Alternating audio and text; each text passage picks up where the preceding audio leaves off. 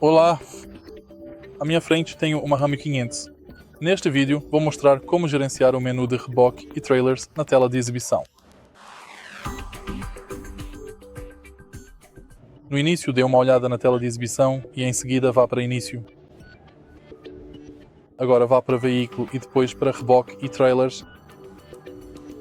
Aqui você pode encontrar informações do trailer, freio, temperatura da transmissão, líquido de arrefecimento, temperatura do óleo e pressão do óleo.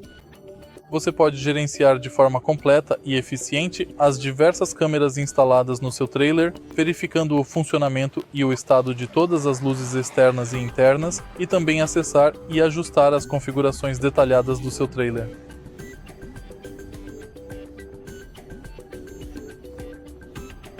Se você achou este vídeo útil, por favor, deixe seu like, comente e se inscreva no canal.